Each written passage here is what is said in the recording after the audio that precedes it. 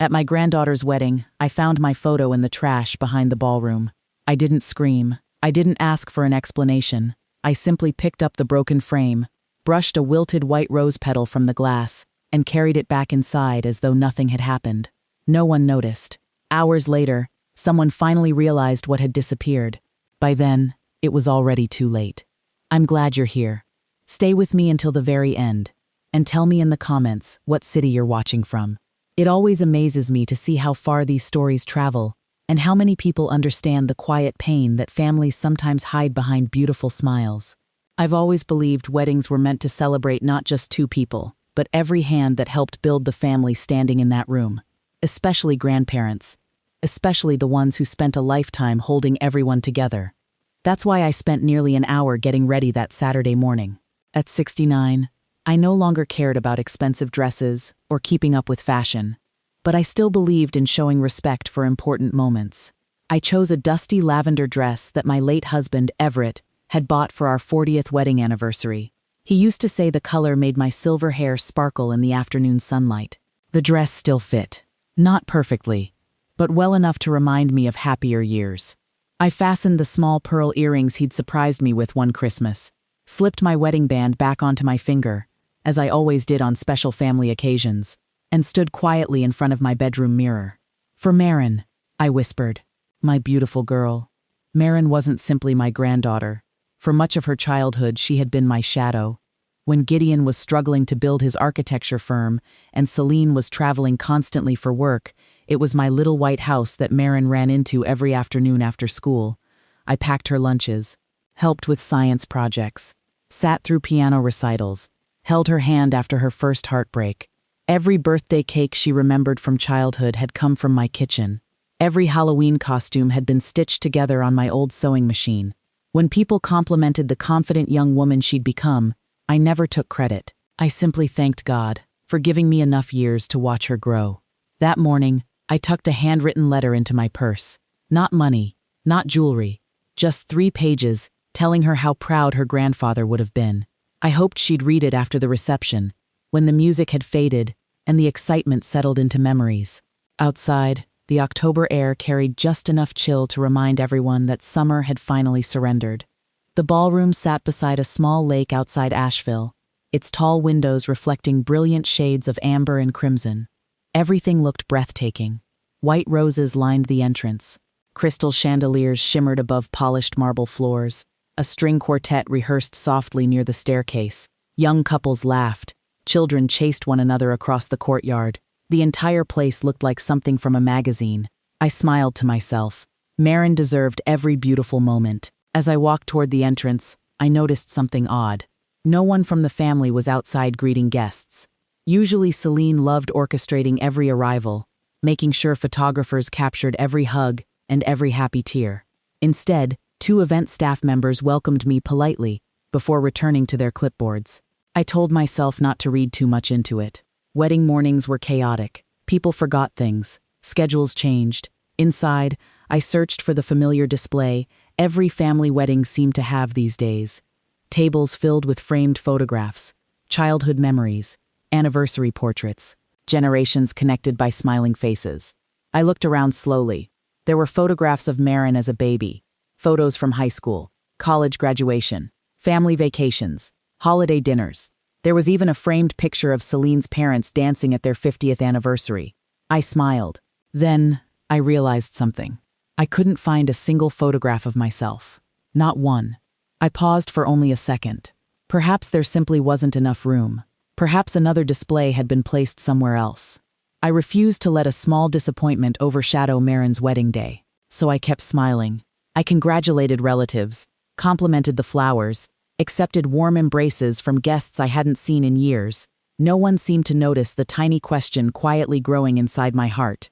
A few minutes later, I excused myself to find a quieter place before the ceremony began. The music echoed faintly as I followed a hallway leading behind the ballroom. The farther I walked, the quieter everything became. The scent of fresh roses faded, replaced by the smell of cardboard boxes and cleaning supplies. A catering cart rolled past me. Someone laughed behind a kitchen door. Then I saw it. A large black trash container stood beside the service entrance. Its lid hadn't closed completely. Something inside caught the afternoon light. At first, I thought it was only broken glass. Then, I noticed the edge of a silver picture frame. Something about it looked painfully familiar. Without thinking, I stepped closer.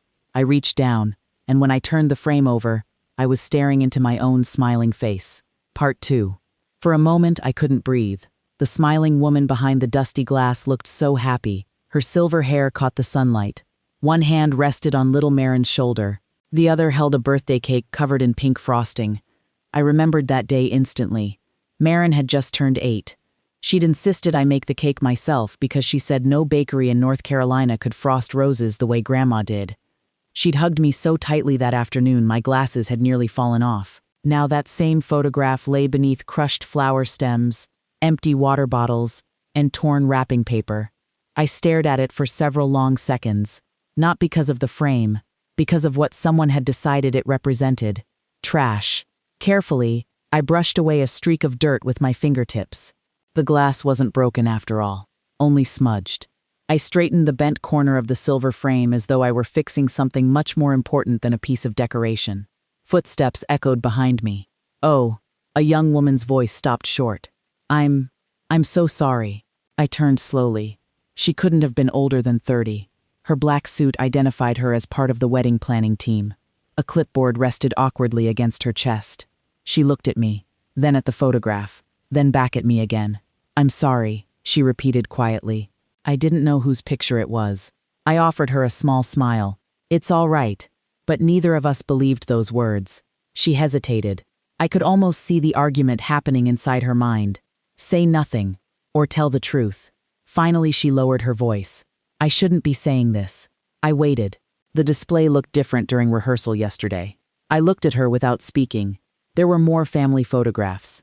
She swallowed. This one included. She pointed carefully toward the frame in my hands. I remember because the bride stopped in front of it for a few seconds. My heart warmed for the briefest moment. Maybe Marin had wanted me there after all. Maybe. Then the young woman continued. "This morning someone came very early." "Who?" She hesitated again. "I don't know if I should. You don't have to tell me anything."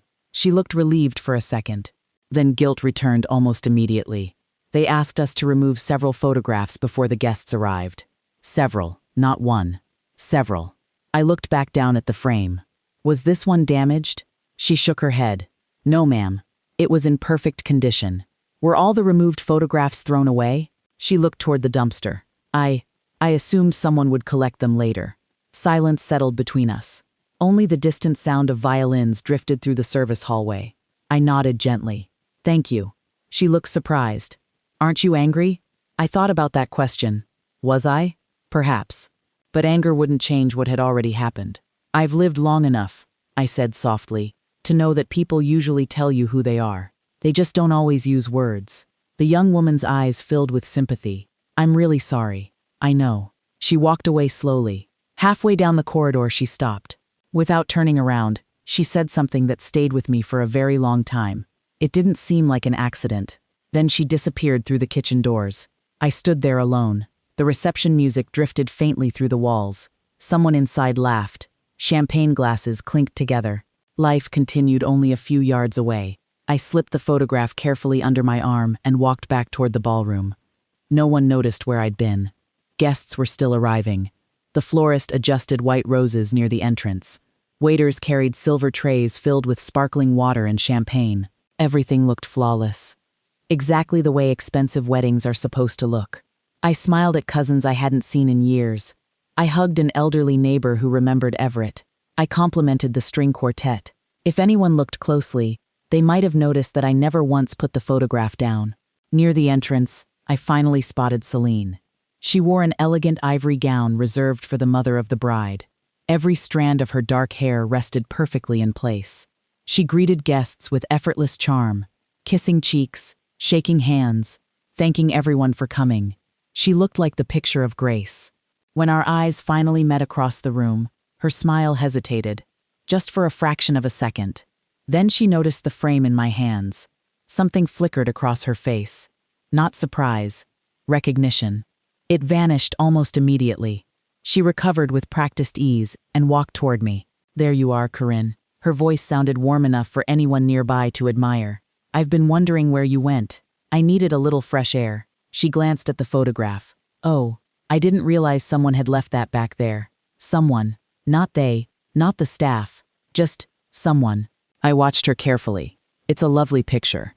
"Yes," she replied with a pleasant smile. "It is." I thought it had been misplaced.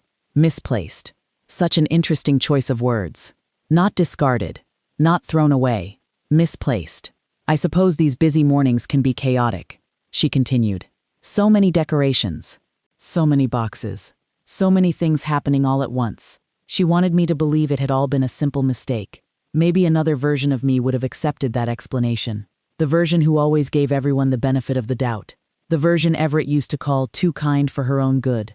But standing there with my own portrait still carrying traces of coffee stains and wilted flowers, I realized something had quietly shifted inside me. I wasn't looking for an argument. I wasn't looking for revenge. I was looking for the truth. And for the first time that day, I had the unmistakable feeling that someone inside this beautiful ballroom had been trying to erase me long before they threw away my photograph.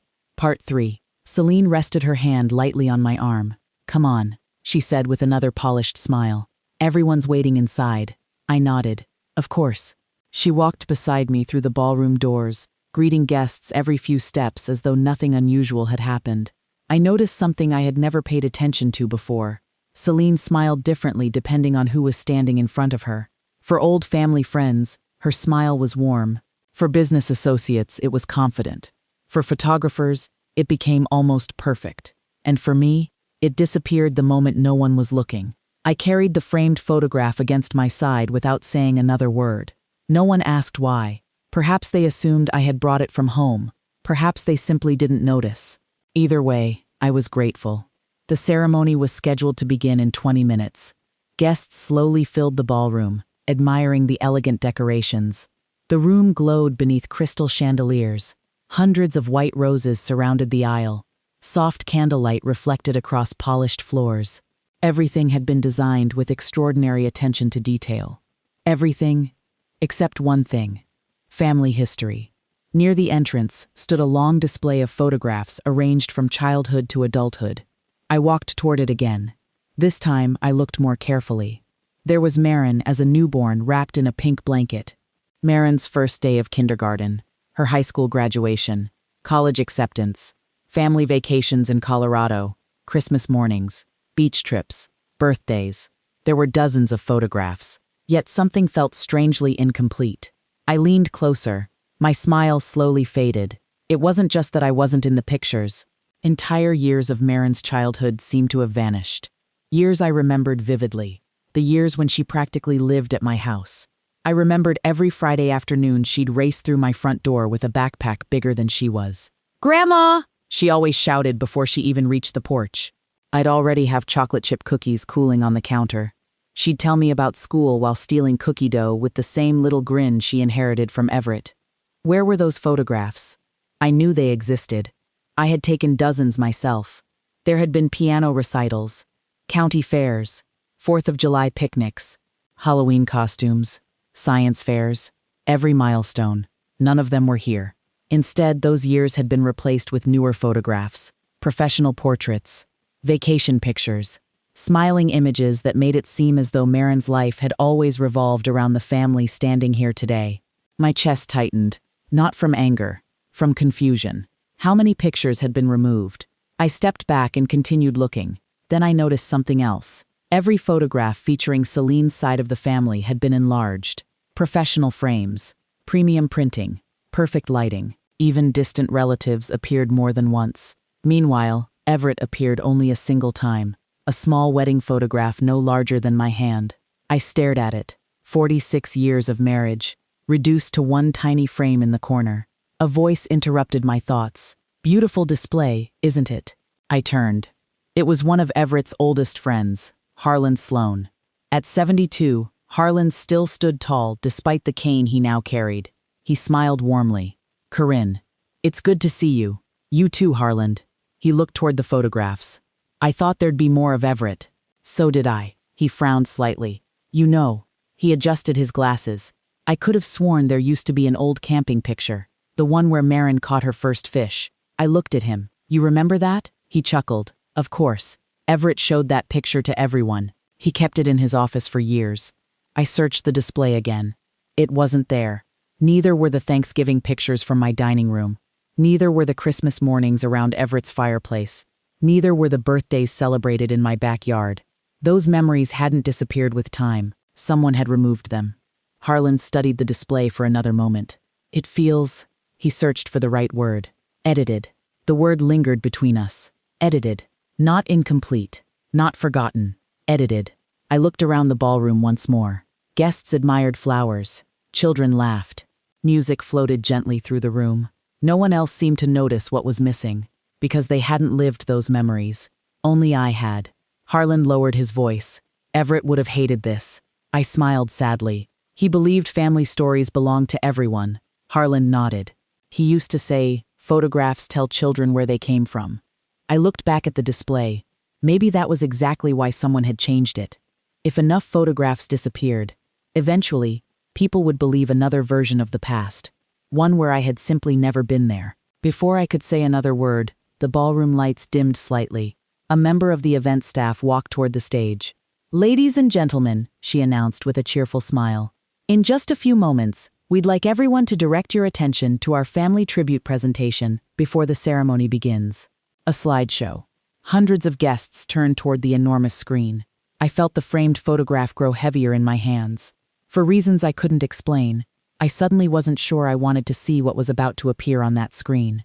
Part 4. The ballroom slowly grew quieter. Conversations faded into whispers, as guests turned toward the enormous screen hanging above the stage. The string quartet lowered their instruments. Someone dimmed the chandeliers just enough for the projector to shine brighter. A soft piano melody filled the room. I found a seat near the back beside Harlan. The framed photograph still rested on my lap. I hadn't let go of it once.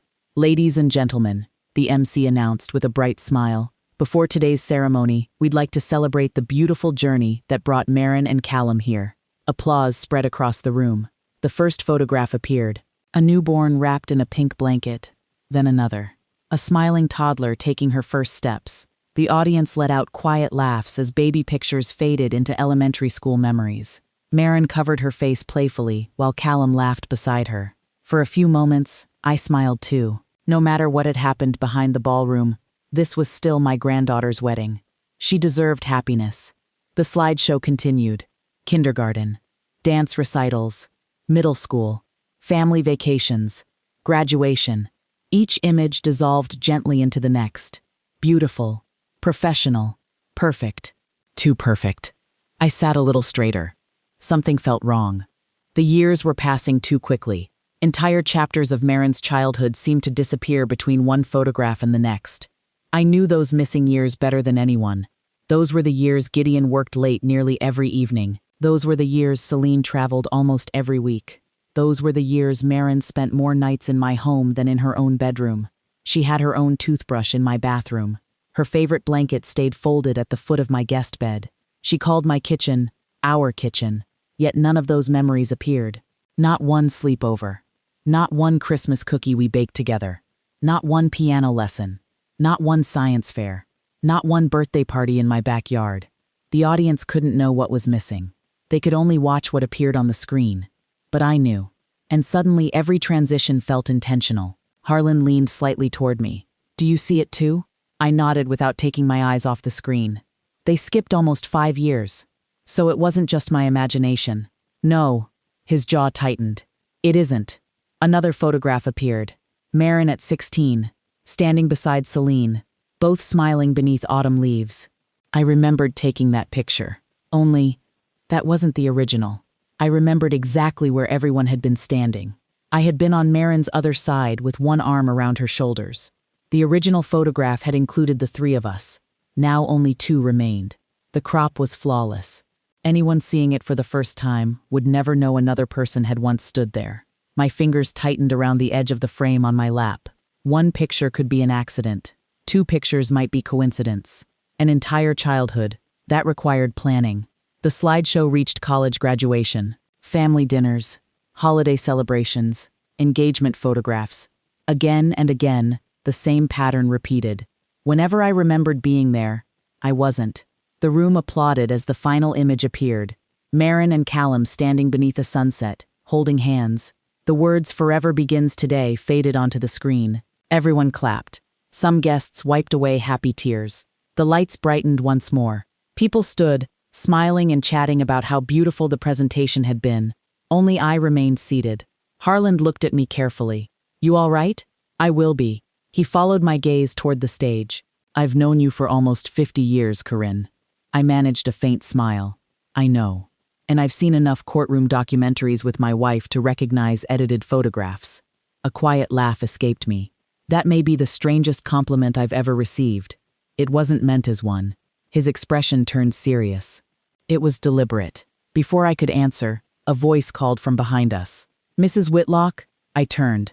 A man wearing a black shirt embroidered with the logo of the photography company stood a few feet away. He looked uneasy. "Would you mind speaking with me for just a minute?" Harland glanced at him. "Is something wrong?" The man shook his head. "No, sir." Then he looked back at me. I think there's something you should see." His hesitation reminded me of the young wedding planner behind the ballroom. The same careful choice of words. The same guilty expression. "I won't keep you long," he said quietly. I stood. Harland rose with me. "I'll come." The photographer offered a polite smile. "I'm sorry. This really needs to be between Mrs. Whitlock and me." Harland looked at me. "It's your decision." I nodded. "I'll be fine." He squeezed my shoulder gently before returning to his seat.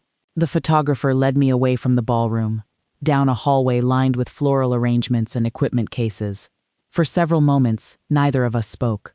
Finally, he stopped outside a small media room where several computer monitors displayed hundreds of wedding photographs waiting to be organized.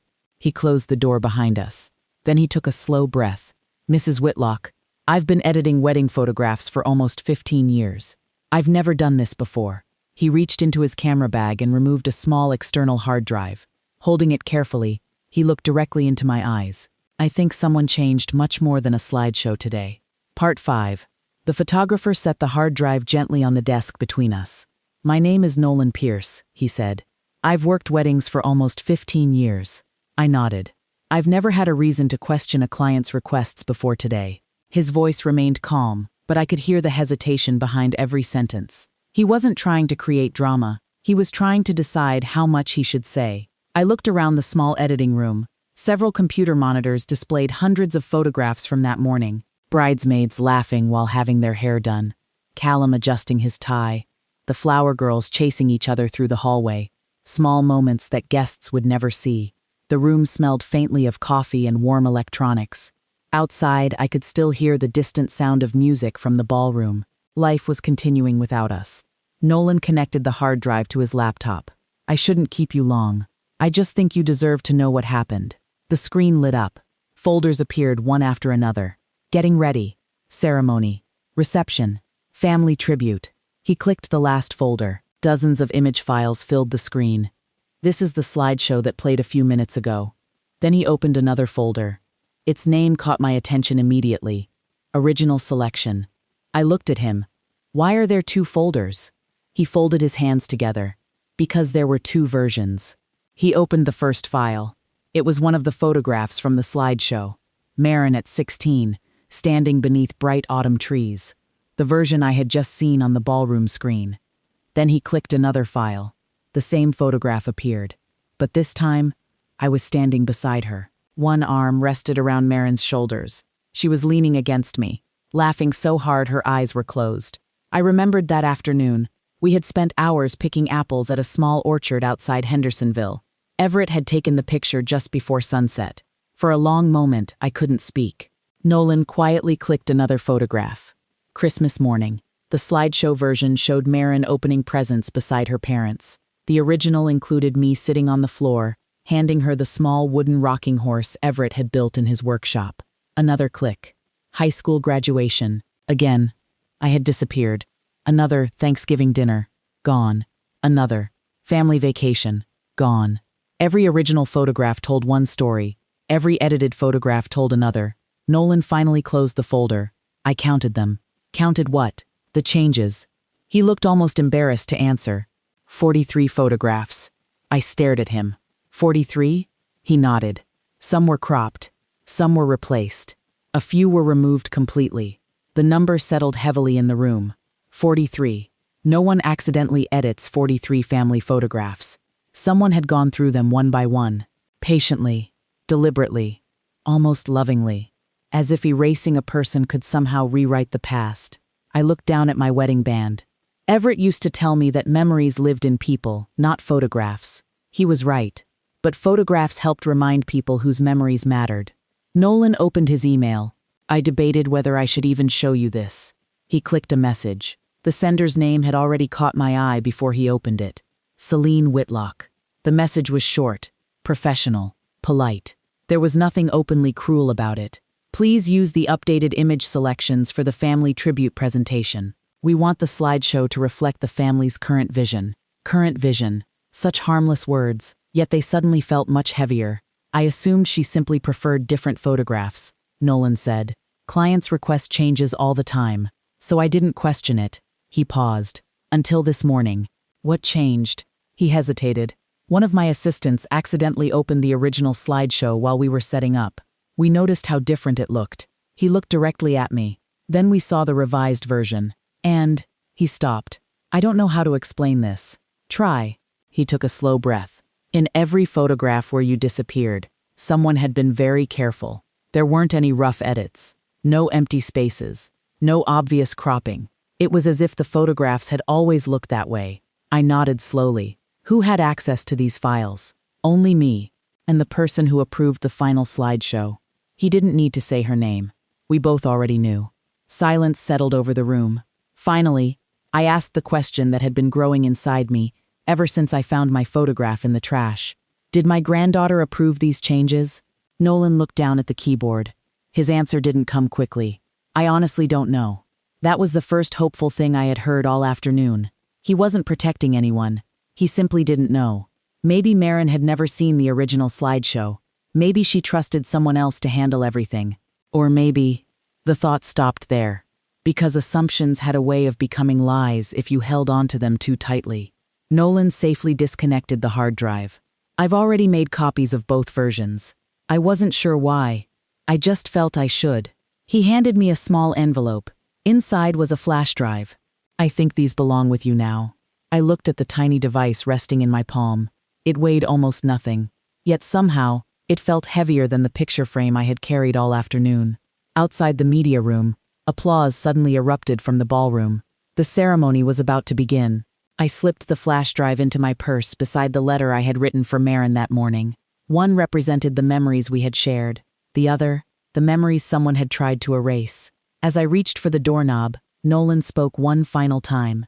Mrs. Whitlock. I turned. I don't think today was the first time someone tried to remove you from your own family. For the first time since arriving at the wedding, I realized he was probably right. Part 6. I stepped back into the ballroom just as the music changed. Everyone stood. The doors at the far end of the room slowly opened. Marin appeared on her father's arm. For a brief moment, every thought that had been racing through my mind simply stopped. She looked beautiful. Not because of the gown, not because of the flowers woven into her hair, because she still smiled the way she had when she was 5 years old. The same smile she'd worn every time she ran into my kitchen after school. The same smile Everett used to call the sunrise. I stood with the rest of the guests. The framed photograph remained tucked beneath my chair. The flash drive rested quietly inside my purse. Neither belonged in this moment. This was Marin's wedding. Whatever had happened behind the scenes, she deserved to walk down that aisle without interruption. The quartet began playing softly. Gideon looked proud, though his shoulders seemed unusually tense. He glanced toward the front row more than once, as if making sure everyone was exactly where they were supposed to be. Celine sat perfectly still. Her expression was calm, warm, almost serene. Anyone meeting her for the first time would have believed she was simply a devoted mother watching her daughter begin a new chapter. I wondered how many years it had taken her to master that smile. The ceremony itself was beautiful, simple, heartfelt. The officiant spoke about trust, about honesty, about building a family where every generation mattered. Those words settled strangely inside me. Every generation mattered. I lowered my eyes. Sometimes life had an unusual sense of irony. Callum looked at Marin as though no one else existed. His happiness seemed genuine. When they exchanged vows, several guests quietly wiped away tears. Even I smiled. Love should always be celebrated, no matter what surrounded it. When the officiant finally announced them husband and wife, the ballroom erupted in applause. The newlyweds walked back down the aisle together. People laughed, cheered, raised their phones to capture the moment. I clapped with everyone else. Nothing about my expression revealed what I now knew. The reception began almost immediately afterward. Music replaced the quiet elegance of the ceremony. Servers carried silver trays filled with champagne. Children rushed toward the dessert table before their parents could stop them.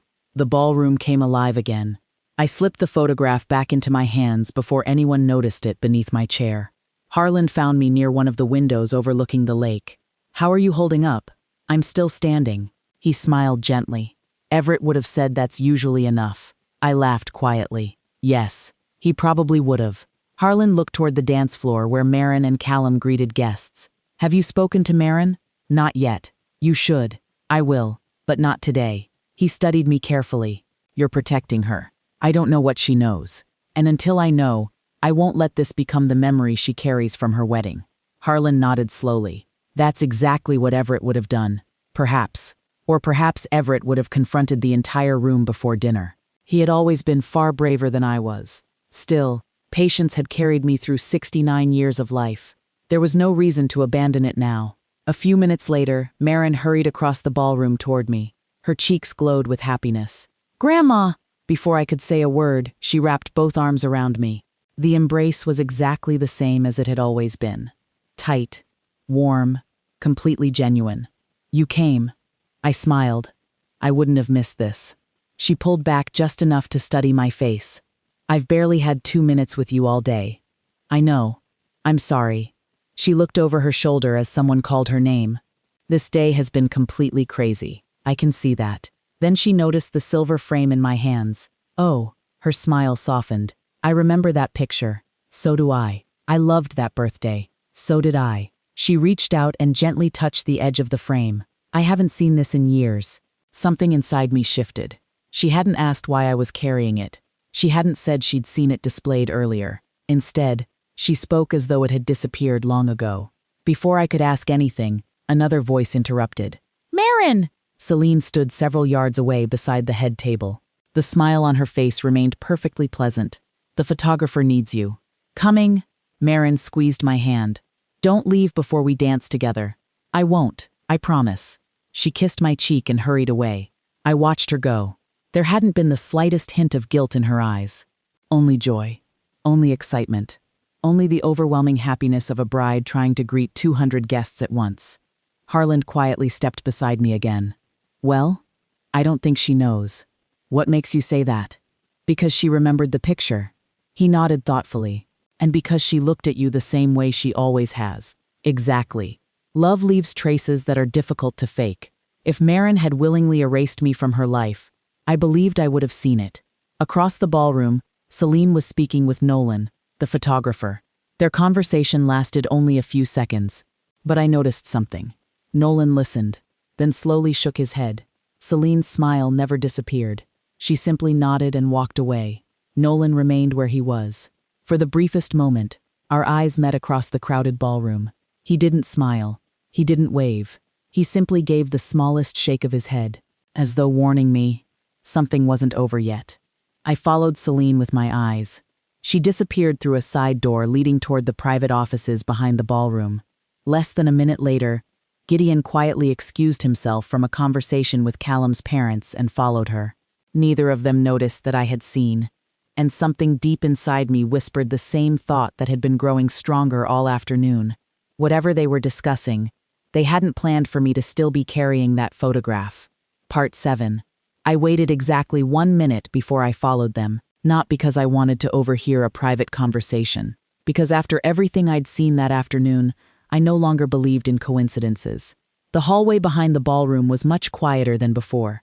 The music from the reception faded into a distant rhythm, replaced by the steady hum of the building's air conditioning. Fresh flower arrangements lined the walls, filling the corridor with the scent of white roses. I walked slowly. There was no reason to hurry. If someone saw me, I could simply say I was looking for the ladies' room. No one would question a grandmother wandering through the venue.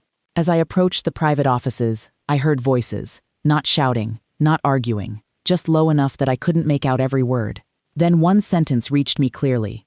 If she starts asking questions, Celine. I recognized her voice immediately. Another voice answered. Gideon. I don't think she will. There was a pause. Then Celine spoke again. You've underestimated her before. I stopped walking. My heart beat a little faster. Not from fear, from disappointment. They weren't talking about flowers or seating charts. They were talking about me. I remained where I was. The hallway curved just enough that they couldn't see me unless they stepped outside. Gideon sighed. I just don't want any problems today. Neither do I, Celine replied calmly. But everything has already been handled. Handled. That word settled heavily in my mind. She always chose careful words. Never cruel ones, never obvious ones. Just words polished enough to sound reasonable. Gideon's voice dropped lower. What about the slideshow? It already played. The guests loved it. And Corinne? Another pause. I haven't heard a single complaint. I closed my eyes for a moment. Not because I was hurt, because I suddenly understood something. My silence had convinced them their plan had worked. Celine continued. After today, none of this will matter. The wedding is over. People remember what's in front of them. They don't remember what isn't there. A chill ran through me. She wasn't talking about photographs anymore. She was talking about memory itself. Gideon didn't answer immediately. When he finally spoke, his voice sounded tired. I still feel bad. You always feel bad. Celine's answer came almost gently. But feeling bad doesn't change anything. Another long silence followed, then footsteps. I stepped quietly into a nearby alcove just before the office door opened. Celine walked out first. Her posture remained flawless. She smiled at a passing server as though she'd just finished discussing table decorations. Gideon followed a few seconds later. His shoulders were lower than before. He looked exhausted. Neither of them noticed me standing only a few feet away. They returned to the reception. I remained where I was until the hallway became quiet again. Slowly, I let out a breath I hadn't realized I'd been holding. For years, I'd blamed myself for the growing distance in our family. Perhaps I'd called too often. Perhaps I'd offered advice when none was needed. Perhaps I had become one of those mothers who struggled to let go. Every holiday I wasn't invited to. Every birthday that somehow changed dates. Every family trip I heard about only after photographs appeared online. I'd found excuses for all of them. Life gets busy. Young families need space. People forget. Standing alone in that hallway, I realized something painful. I had been the only one making excuses. Someone else had been making decisions. I returned to the ballroom just as the first dance began. Marin rested her head against Callum's shoulder while soft music filled the room. Guests formed a circle around them. Phones rose into the air. Everyone smiled. I smiled too. Because despite everything, this moment belonged to them. Not to me. Not to Celine. Not to the quiet war that had been unfolding behind beautiful decorations. When the music ended, applause echoed through the ballroom. The evening continued. Dinner was served. Laughter returned. From a distance, it looked like the perfect wedding. Harland eventually found me near the dessert table. You disappeared again. I needed a little walk. He studied my face. You learned something. I did. Anything you can tell me? I looked across the room. Gideon stood beside Marin, laughing with Callum's parents. Celine moved effortlessly from table to table, thanking guests for coming. Everything appeared normal. I learned, I said quietly, that sometimes silence isn't kindness. Harland waited. It's permission. He nodded slowly. I've seen families do that. So have I. I looked down at the framed photograph I was still carrying. Coffee stains had dried along one corner of the glass. The silver frame remained slightly bent. I could have hidden it in my car. I could have left it in the hallway. Instead, I carried it through the reception for everyone to see. Not because I wanted attention, because I refused to throw away the only proof that someone had tried to erase a lifetime. As the guests settled back into their seats, the master of ceremonies picked up the microphone. Ladies and gentlemen, he announced cheerfully. In just a few minutes, we'd like to invite some of the people who helped shape Marin and Callum's lives to come forward and share a few words. I wasn't expecting to be called. After everything that had happened, I doubted my name was even on the list. Then I noticed Nolan walking quickly toward me through the crowd. His expression was calm, but his eyes carried unmistakable urgency. He leaned down just enough so no one else could hear.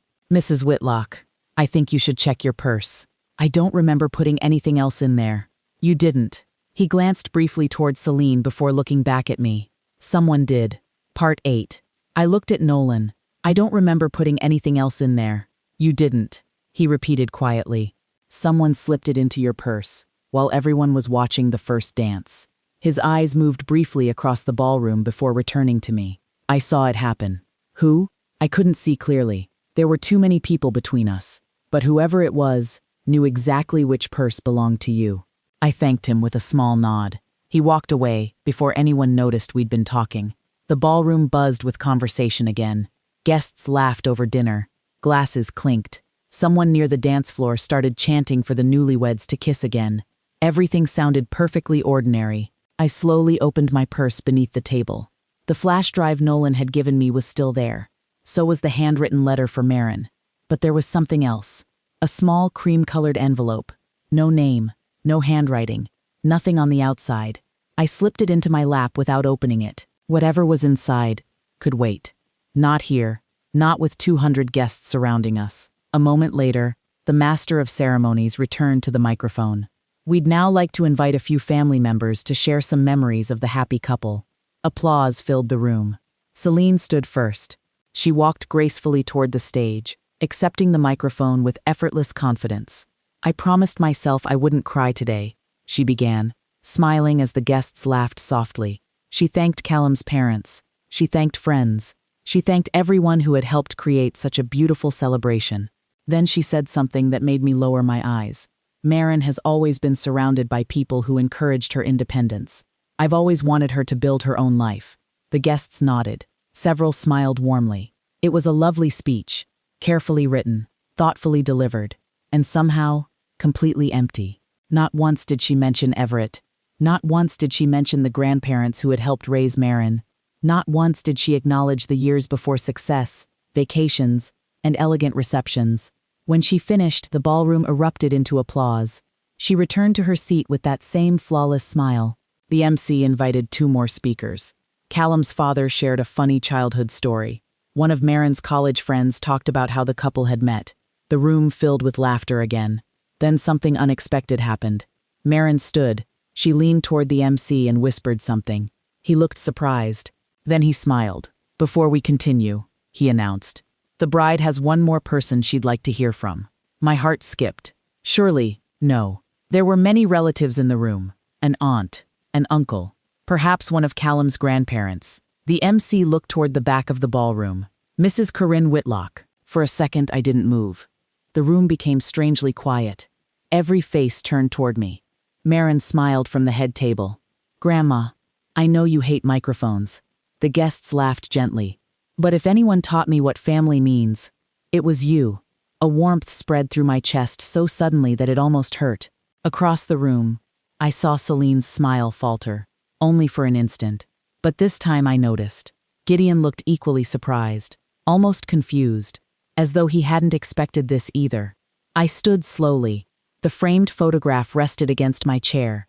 The envelope remained hidden inside my purse. I carried neither to the stage, only myself. The applause grew louder as I walked toward the microphone. Every step felt strangely peaceful, not because my questions had been answered, because one question no longer mattered. Marin had called me, in front of everyone. No one had forced her. No one had reminded her. She had chosen to do it herself. That told me more than any edited photograph ever could. The microphone felt cool in my hands. I looked across the ballroom, at Callum, at Marin, at Gideon, then at Celine. She smiled politely, waiting, perhaps wondering what I might say. I smiled back. "Thank you," I began. "My husband, Everett, used to believe that families aren't remembered because of perfect photographs." A few guests nodded. He believed they're remembered because of ordinary moments. The cookies baked after school, the fishing trips no one planned, the late-night homework, the birthdays celebrated in small kitchens. I glanced toward Marin. She was already wiping away tears. "I've been blessed," I continued, "to watch this young woman grow into someone kind, thoughtful, and brave. I couldn't be prouder." The ballroom remained completely still. No one reached for their phone. No one whispered. They simply listened. Then I reached into my purse. Not for the flash drive, not for the photograph, for the small cream-colored envelope. I frowned slightly. It felt thicker than I remembered. I opened it carefully beneath the podium, hidden from the audience. Inside was a folded note, just one sentence. Typed. No signature, no explanation. If you want the truth about the photographs, don't leave after the reception. Meet me at the chapel behind the lake. Come alone. I folded the note again without changing my expression. No one in the ballroom had seen it. I looked up. Celine was watching me. So was Nolan. Across the room, Harlan caught my eye. Without a word, he seemed to understand that something had just changed. I finished my speech exactly as I had intended. Then I handed the microphone back to the MC. Only this time, I knew my wedding day wasn't ending after the reception. It was only beginning. Part 9. The reception lasted another hour. Guests laughed. The dance floor filled. Children chased each other between the tables. From the outside, it was everything a wedding should be.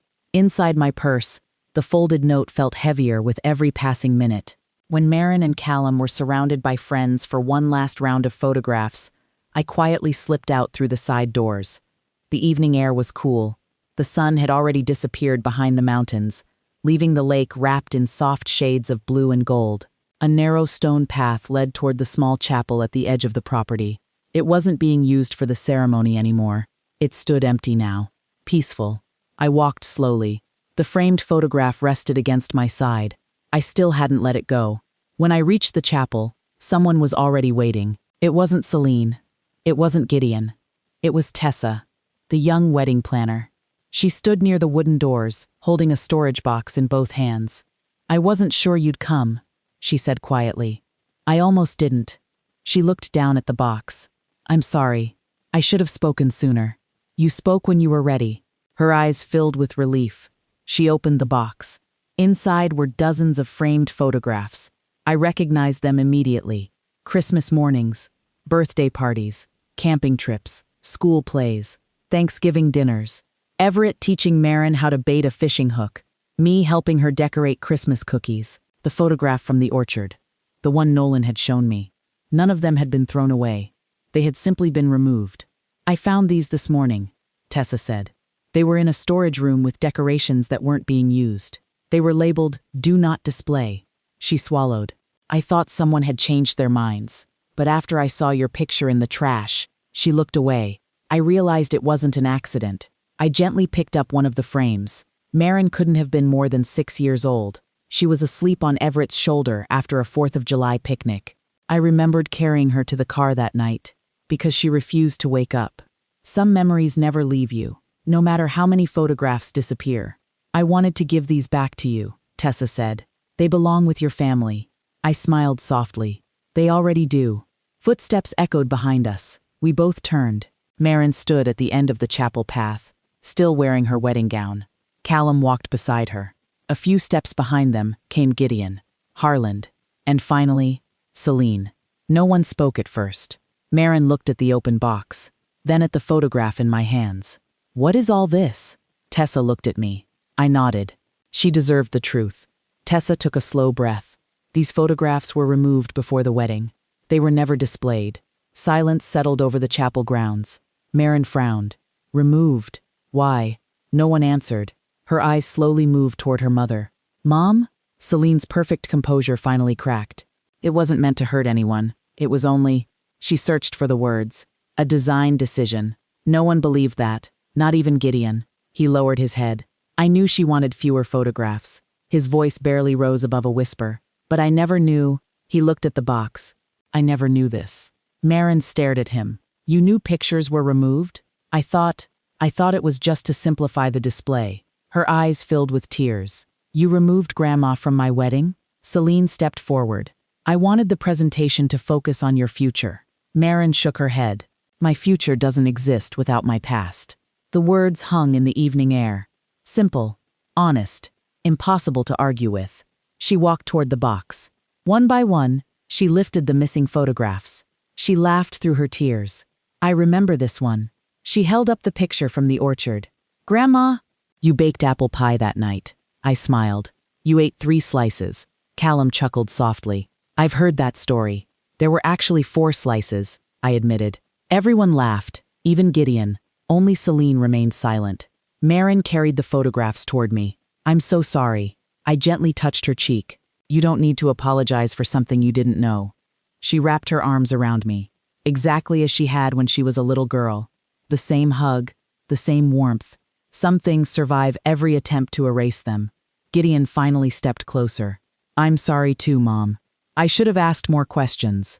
I looked at my son for a long moment. He had grown older. So had I. Life gives all of us moments we wish we could live again. This was one of his. I believe you, I said quietly. But don't ever confuse keeping the peace with protecting your family. He nodded slowly. I won't. Celine never argued. She never defended herself again. Sometimes silence says more than excuses ever could. A few minutes later, Marin smiled through her tears. We're putting every one of these photographs back. Not tonight, but in our home. Our children deserve to know every person who loved them before they were even born. I looked toward the lake, where the last light of evening shimmered across the water. Everett used to tell me that families weren't built by perfect moments. They were built by ordinary ones repeated over a lifetime. He was right. Photographs fade, frames break, people make painful mistakes. But love leaves evidence that no one can crop away. Before we returned to the reception, I quietly slipped the framed birthday photograph back into the box. It no longer belonged in my hands alone. It belonged where it always should have been, with the rest of our family's story. And as I walked back beside my granddaughter, I realized something I wish I'd understood years earlier. People can hide your picture. They can edit your place in an album. They can even try to rewrite your history. But they cannot erase a life that was truly lived. Because the people who were genuinely loved are never remembered by photographs alone. If this day taught me anything, it's that love isn't measured by where your picture hangs or whether your name appears in a slideshow. The people who truly belong in your life will remember your sacrifices long after the photographs have faded. Never let someone else's version of your story become the one you believe, because a lifetime of genuine love can never be erased by someone else's decision. And in the end, the greatest legacy we leave behind isn't a perfect family portrait. It's the kindness, strength, and memories that continue living in the hearts of those who truly love us.